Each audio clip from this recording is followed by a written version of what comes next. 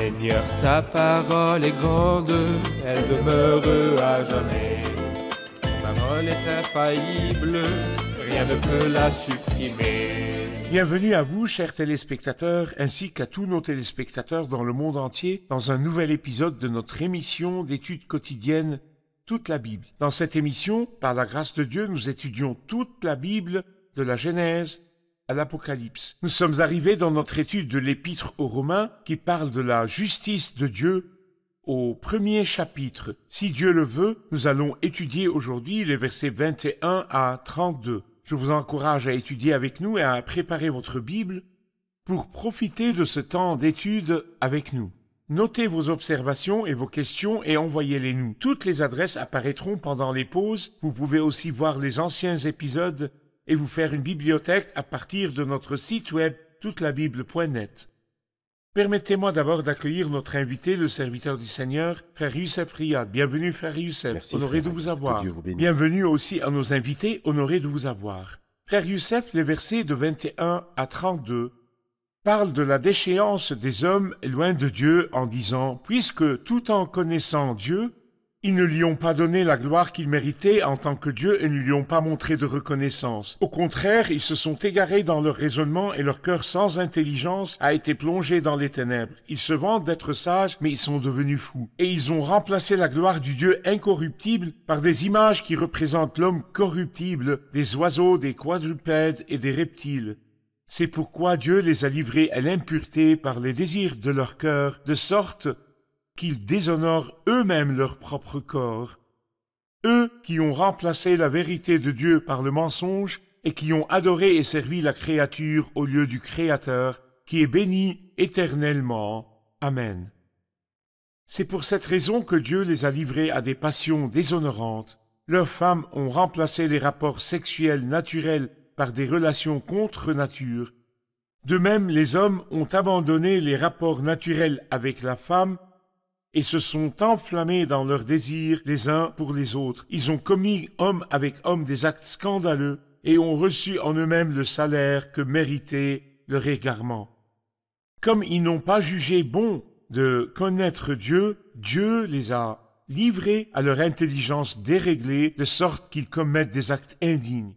Ils sont remplis de toutes sortes d'injustices, d'immoralité sexuelle, de méchanceté, de soif de posséder et de mal. Leur être est plein d'envie, de meurtre, de querelles, de ruses, de fraude et de perversité. Rapporteurs, ils ont aussi médisants, ennemis de Dieu, arrogants, orgueilleux, vantards, ingénieux, pour faire le mal, rebelles à leurs parents, dépourvus d'intelligence, de loyauté, d'affection. Ils sont irréconciliables, sans pitié. Et bien qu'ils connaissent le verdict de Dieu, déclarant dignes de mort les auteurs de tels actes, non seulement ils les commettent, mais encore ils approuvent ceux qui agissent de même.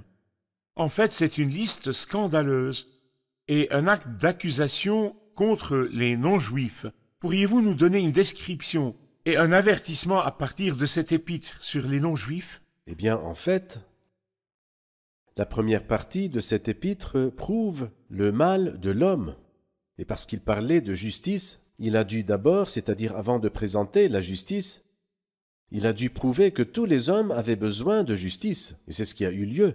À partir du verset 18 de ce chapitre, jusqu'à ce que nous arrivions au verset 9 du chapitre 3, nous constatons qu'il nous parle et nous raconte la triste condition de l'homme. Et ici, en fait, il commence par les non-juifs qui se sont livrés au péché, c'est-à-dire les péchés que leur religion païenne les poussait ou les encourageait à commettre, car la religion païenne, comme nous le savons par le reste de la Bible, est l'adoration de Satan. Et Satan, avec ses mauvais esprits impurs, nous y voyons soit les œuvres mauvaises et la cruauté, soit les œuvres d'impureté et de corruption. Ici, nous voyons les deux choses, car la cruauté est évidente et l'impureté est évidente. En raison justement de la perversion humaine, il n'a pas jugé bon de connaître Dieu, c'est les semailles. Et quelle a été la moisson? Telle fut la moisson. J'imagine qu'il y a un banc d'accusés ouvert, Oui. et que le juge se lève pour lire la liste des accusations et pour donner le bien fondé de la condamnation des non-juifs. À travers les versets que j'ai lus sur les péchés de ces non-juifs contre Dieu, Qu'ont-ils fait pour mériter de s'asseoir sur le banc des accusés et d'être jugés? En fait, il commence ici par dire qu'il connaissait Dieu. Il dit au verset 19, « Ce qu'on peut connaître de Dieu est évident en eux, puisque Dieu le leur a fait connaître. C'est l'œuvre de Dieu, il le leur a fait connaître. » Et il dit au verset 21, « Puisque tout en connaissant Dieu, il confirme, il affirme qu'en fait, il connaissait Dieu. » Mais il dit après cela au verset 28, « Ils n'ont pas jugé bon de connaître Dieu. » Ils n'ont pas jugé bon. Et si nous allons au livre le plus ancien de l'Ancien Testament, le livre de Job, il nous parle de ce que disent les nations, les non-juifs à Dieu. Ils lui disent « Éloigne-toi de nous, nous ne désirons pas connaître tes voies. » Et c'est exactement ce que nous voyons ici, dans l'accusation de l'apôtre Paul aux nations, aux non-juifs qui vivaient sans la loi. Ils ne lui ont pas donné la gloire qu'il méritait en tant que Dieu et ne lui ont pas montré de reconnaissance. Au contraire, ils se sont égarés dans leur raisonnement et leur cœur sans intelligence a été plongé dans les ténèbres. Ils se vantent d'être sages, mais ils sont devenus fous. Pourriez-vous nous commenter ces deux versets? Eh bien, celui qui connaît Dieu est sage. La connaissance du Dieu saint, voilà en quoi consiste l'intelligence, c'est ce que dit le sage dans le livre des Proverbes. Et dans Jérémie chapitre 17, il est dit, ou plutôt Jérémie 9, que le sage ne se montre pas fier de sa sagesse, que le fort ne se montre pas fier de sa force, et que le riche ne se montre pas fier de sa richesse, mais que celui qui veut éprouver de la fierté mette sa fierté dans ceci, le fait d'avoir du discernement et de me connaître. Alors connaître Dieu est le critère véritable de la sagesse. Mais si vous possédez toutes les connaissances du monde, alors que vous ignorez Dieu, devant qui vous vous tiendrez un jour, c'est le comble de l'ignorance et de la folie. Nous allons faire une pause puis prendre une question du public. Chers téléspectateurs, je vous retrouve après la pause, ne quittez pas.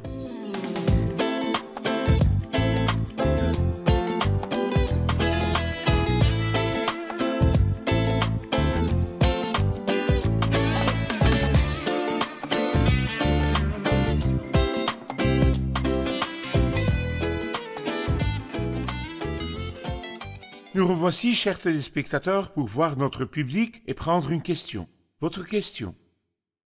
Nous voyons autour de nous, surtout ces derniers temps, beaucoup de personnes qui ont commencé à croire à la théorie de l'évolution et à l'utiliser pour nier l'existence de la création et donc du Créateur. Votre commentaire?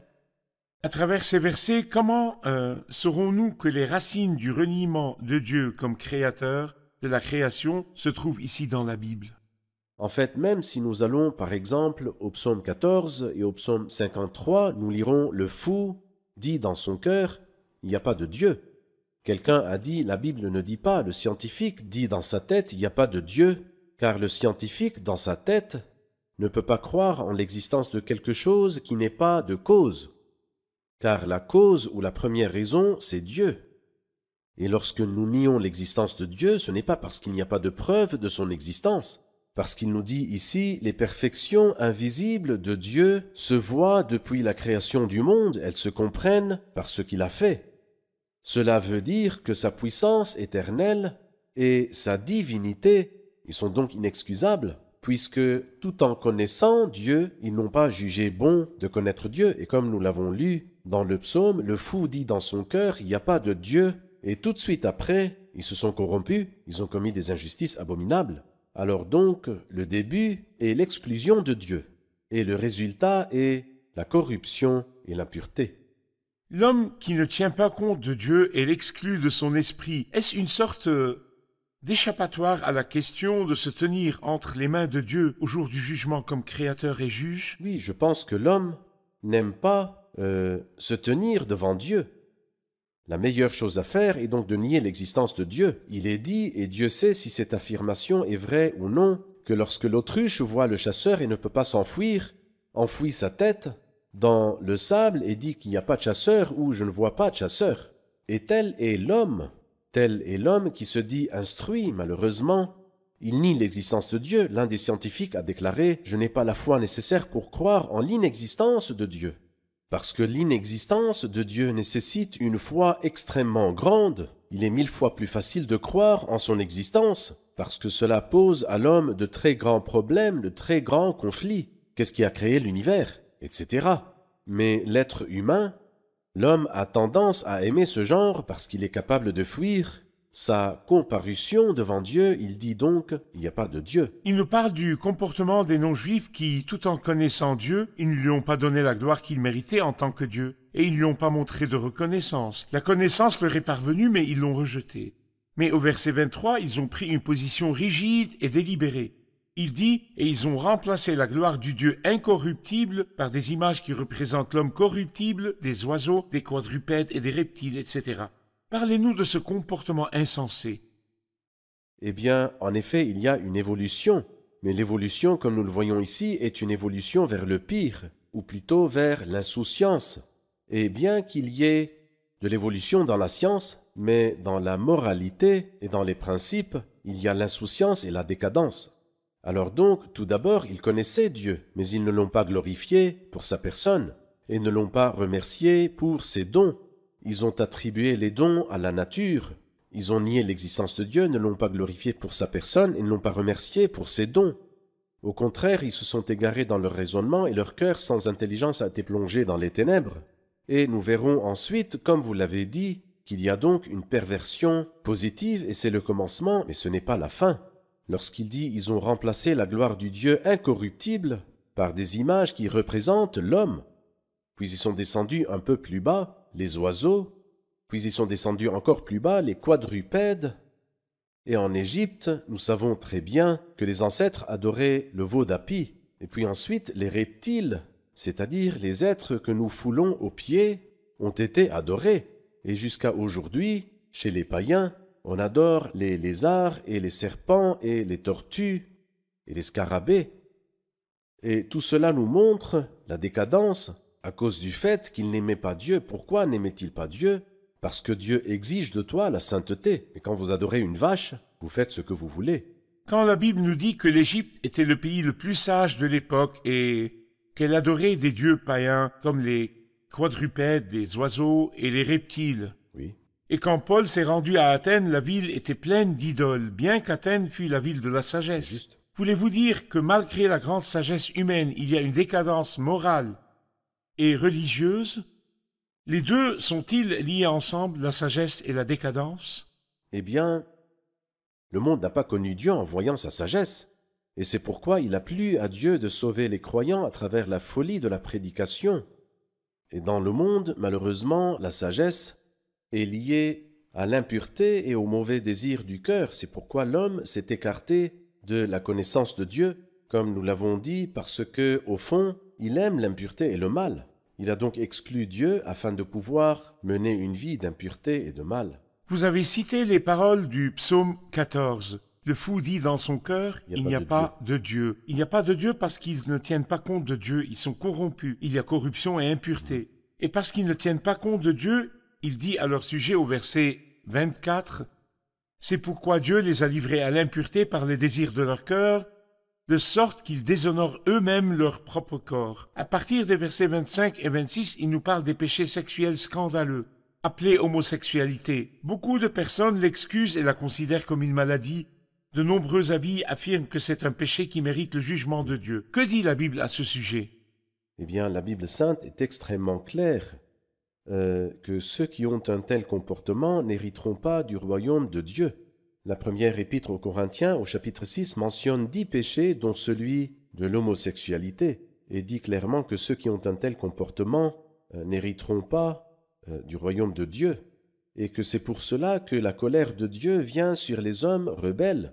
La Bible sainte est extrêmement claire sur le fait que ces péchés sont un mal pour lequel l'homme sera jugé par Dieu quand il se tiendra devant lui. Y a-t-il eu des situations comme celle-ci dans l'Ancien Testament où Dieu a prononcé un jugement pour détruire ceux qui commettaient ces péchés? Rappelez-vous le péché de Sodome et Gomorrhe à l'époque de Lot, qui a mérité un jugement très terrible. Quand il dit par exemple dans 2 Pierre, il a réduit en cendres les villes de Sodome et de Gomorrhe pour les donner en exemple à ceux qui par la suite vivraient dans l'impiété. Il considère cela comme d'impiété. Et Dieu a voulu les donner en exemple. Donc, il a condamné les 2 villes à la destruction. Il a réduit en cendres les villes de Sodome et de Gomorrhe parce qu'elles étaient plongées dans ce péché.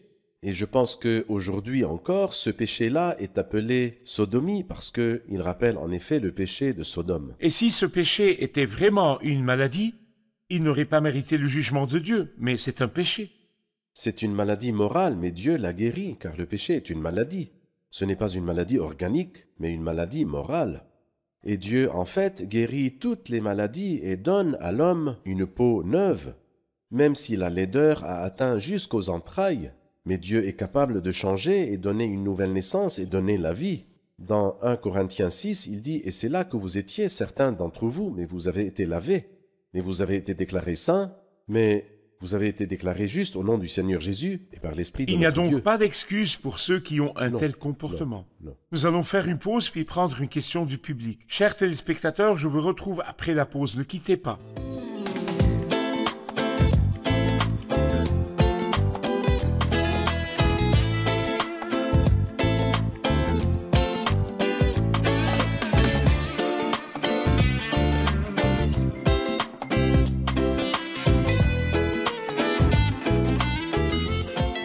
Nous revoici, chers téléspectateurs, pour rencontrer notre public et prendre une question du public. On nous dit toujours que l'origine de la corruption et du mal dans le monde, c'est l'homme et son désir de s'éloigner de Dieu et d'être indépendant de lui. Mais au verset 28, nous lisons « Comme ils n'ont pas jugé bon de connaître Dieu, Dieu les a livrés à leur intelligence déréglée de sorte qu'ils commettent des actes indignes. » Est-ce que Dieu a un rôle dans la persistance de l'homme dans le mal? Et s'il ne les avait pas livrés à leur intelligence déréglée, ils n'auraient pas continué à commettre des actes indignes? Est-ce Dieu qui a pris l'initiative et les a livrés à leur intelligence déréglée et que ce n'est donc pas leur faute? Eh bien, en fait, l'expression « les a livrés » est répétée 3 fois dans ce chapitre. Mais quand est-ce que Dieu les a livrés? Lorsqu'il nous dit qu'ils ont remplacé la gloire du Dieu incorruptible par des images qui représentent l'homme corruptible, c'est pourquoi Dieu les a livrés la première fois au verset 24, la deuxième fois au verset 26 et une troisième fois au verset 28. Et certains voient qu'il ne s'agit pas d'une simple répétition, mais d'abord il les a livrés pour qu'ils déshonorent eux-mêmes leur propre corps. La deuxième fois, il les a livrés et ils ont reçu en eux-mêmes le salaire que méritait leur égarement. Et la troisième fois, il les a livrés à leur intelligence déréglée, c'est-à-dire une fois liée au corps, une fois liée à l'âme et une fois liée à l'esprit. Mais tout cela n'était que semaille et moisson. Alors celui qui rejette Dieu avec persistance, le résultat sera que Dieu le livrera comme il l'a fait autrefois avec le Pharaon, qui a endurci son cœur non pas une seule fois, mais de nombreuses fois. Le résultat fut que Dieu a endurci le cœur du Pharaon en guise de punition. Et le Pharaon est mort parce qu'il s'était endurci le cœur. On dit que le mot « les a livrés » dans l'original grec désigne celui qui prend l'accusé pour exécuter sa sentence. Et donc, si nous considérons que Dieu a épuisé avec eux toutes les étapes du traitement et qu'ils se sont condamnés eux-mêmes, et Dieu les a livrés à leurs mauvais désirs, si vous voulez avertir ceux qui s'accrochent à un péché jusqu'à présent, que ce soit le péché de s'éloigner de Dieu, de nier l'existence de Dieu, ou de se réjouir d'un péché, que leur diriez-vous qu'il peut atteindre le stade où Dieu le livrera à ses mauvais désirs? Exactement. Eh bien, c'est dangereux. Eh bien, par exemple, quand vous lisez dans Osée chapitre 4, verset 17, « Éphraïm est attaché aux idoles. » Puis il dit « Laisse-le. » C'est désastreux que Dieu livre l'homme à ses péchés et à sa méchanceté. Laissez-le signifie qu'il n'y a pas d'espoir avec lui. Il n'y a pas d'espoir avec lui. Alors Dieu donne l'avertissement, nous verrons l'avertissement au chapitre 2, quand il dit « Où méprises-tu les richesses de sa bonté, de sa patience et de sa générosité, en ne reconnaissant pas que la bonté de Dieu te pousse à changer d'attitude ?» Alors donc, lorsque Dieu avertit et met en garde à de nombreuses reprises, et si l'homme insiste, le résultat sera que Dieu lui donnera la corde avec laquelle il s'étranglera et se pendra.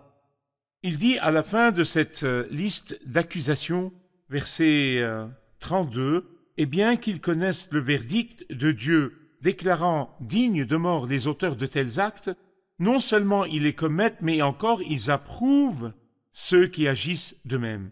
Ils ne se bornent pas au rôle de l'élève à l'école qui fait le mal. Ils deviennent des enseignants et ils encouragent les autres. Parlez-nous de la contagion du mal. » En fait, je vois que c'est le comble de l'impiété, que vous savez que Dieu désapprouve cela, et non seulement vous le commettez, mais encore vous approuvez ceux qui agissent de même, vous les encouragez d'une manière ou d'une autre. Mais en réalité, les gens cognent la tête contre un rocher, et le jour viendra où ils se tiendront devant Dieu. Et le premier verset que nous lisons dans le chapitre suivant est « Tu es donc inexcusable ». C'est pourquoi j'exhorte en fait tous ceux qui nous regardent. Si Dieu fait preuve de patience à mon égard à de nombreuses reprises, sachons que l'indulgence de Dieu a une fin et que la patience de Dieu a des limites. Et l'homme qui mérite des reproches et qui se montre réfractaire sera brisé tout d'un coup, sans remède. C'est pourquoi j'appelle chacun de ceux qui nous regardent à se hâter d'aller vers le Seigneur, qu'il vienne à lui et se réfugie en lui, qu'il cherche à se repentir, et le Seigneur l'acceptera et le changera. Que Dieu vous bénisse, frère Youssef. Revoyons l'épisode avec les invités. Puisque tout en connaissant Dieu, ils ne lui ont pas donné la gloire qu'il méritait en tant que Dieu et ne lui ont pas montré de reconnaissance. Que signifie le mot connaissant? Nous voyons la réponse au verset 19, car ce qu'on peut connaître de Dieu est évident en eux. La connaissance de Dieu est en eux. La connaissance de Dieu est la clé de la sagesse et de l'ignorance, ou le critère de la sagesse et de l'ignorance, et la connaissance de Dieu, c'est l'intelligence. Et dans le psaume 14, le fou dit dans son cœur, « Il n'y a pas de Dieu ». Ils lui ont dit, « Éloigne-toi de nous, nous ne désirons pas connaître tes voies ». Le vrai critère de la sagesse, c'est la connaissance de Dieu. Le commencement de la sagesse, c'est la crainte de l'Éternel. Comprend-on de l'affirmation « Dieu les a livrés à leur intelligence déréglée » que c'est Dieu même qui a pris l'initiative lui-même et les a livrés à leur intelligence déréglée? Non, nous voyons que si Dieu les a livrés, c'est un résultat et non un commencement de la part de Dieu à cause des maux qu'ils ont commis. La preuve en est que la phrase « les a livrés » est répétée 3 fois au verset 24, 26 et 28. À chaque fois qu'ils péchaient, le résultat naturel était qu'ils moissonnaient. Ils déshonoraient eux-mêmes leur propre corps. Au verset 24, il est dit « Il les a livrés à des passions déshonorantes et enfin, il les a livrés à leur intelligence déréglée. Ils ont péché au niveau du corps, de l'âme et de l'esprit. » Nous voyons cela se répéter dans l'Ancien Testament. Lorsque le Pharaon péchait, Dieu lui endurcissait le cœur à cause de ses œuvres mauvaises et s'en est servi pour sauver le peuple d'Israël. Dieu l'a finalement livré après de nombreuses tentatives de le corriger. Il l'a livré à ses mauvais désirs, il l'a livré à ce qu'il voulait faire. C'est la moisson de ce qu'il a semé. Que Dieu vous bénisse, je vous remercie. Merci frère Youssef. Nous poursuivrons notre étude dans le prochain épisode. Chers téléspectateurs, la Bible nous dit, comme elle l'a aussi dit ici, car ce qu'on peut connaître de Dieu est évident. Dieu a donné la première révélation de la création et il a donné la première révélation même en nous. Il a mis dans le cœur de l'homme la pensée de l'éternité. Mais celui qui obéit à la première révélation, Dieu le conduira à la deuxième révélation, et la deuxième révélation, c'est la venue de Christ sur terre pour accomplir l'œuvre du salut. C'est pourquoi il y a tant de gens aujourd'hui qui détestent Dieu et nient son existence. La Bible dit, le fou dit dans son cœur, il n'y a pas de Dieu. Et la conséquence réelle postérieure à ce reniement, il dit qu'ils se sont corrompus, ils ont commis des injustices abominables. Ce que je veux vous dire, c'est que rien ne vous protège de la corruption, sauf la vraie connaissance, car la connaissance du Dieu saint, voilà en quoi consiste l'intelligence. Et la sagesse n'est pas la sagesse humaine, la sagesse de l'instruction des écoles et des curriculums. Le commencement de la sagesse, c'est la crainte de l'Éternel. L'Égypte était le pays de la sagesse et on y adorait la pierre et les quadrupèdes et les reptiles. Athènes était le pays de la sagesse et chacun y avait une statue d'un dieu. Mais la vraie sagesse consiste à accepter le Christ comme Seigneur et Sauveur. Ce n'est qu'alors que la Bible vous qualifiera d'homme prudent. Un homme prudent construit sa maison sur le rocher. Je vous retrouve dans le prochain épisode. Que le Seigneur soit avec vous.